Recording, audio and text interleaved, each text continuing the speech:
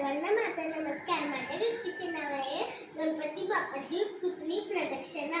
एके दिवशी कार्तिक स्वामी आणि गणपती बाप्पा खेळत असतात. त्यांचं एका छोट्याशा कारणावरून भांडण झालेलं असतं.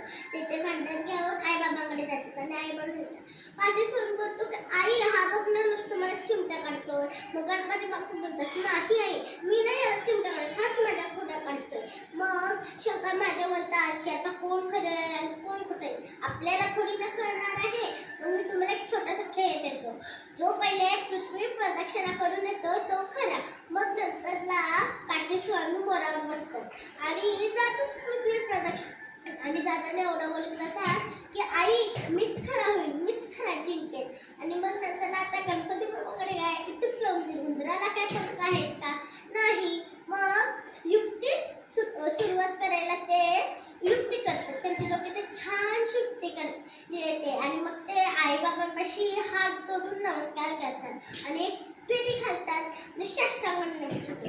तुम्हाला माहिती आहे का मुलांना साष्टांग नमस्कार म्हणजे काय? साष्टांग नमस्कार म्हणजे डोकं, कपाळ, पाय, हात, छाती आणि पोट हे पूर्ण टेकून हात जोडून नमस्कार करतात आणि त्यात साष्टांग नमस्कार. आता त्यांची पृथ्वी प्रदक्षिणा झाली असते. ते उंदराबरोबर खेळत असतात. तेवढ्यातच कार्तिक स्वामी पृथ्वी प्रदक्षिणा करून येतात आणि म्हणतात की आई बाबा हे बघा मीच जिंकलो. मग शंकर महादेव म्हणणार, हो बाळा तूच जिंकला. तेवढ्यातच आपले गणपती फुटणार आणि म्हणणार, कसा दादा कसा जिंकला? मीच जिंकलो ना दादा हे बघ. असं म्हणतात ना, आईबाबांच्या पायाखाली पूर्ण विश्व असतं. मग शंकर महादेव बोलतात, बरोबर गणपती बाप्पा खरे झाले, गणपती बाप्पाच जिंकले. आईबाबांच्या पायाखाली पूर्ण विश्व असतं. धन्यवाद. या गोष्टीमधून आपण काय काय शिकलो? 2 गोष्टी शिकलो.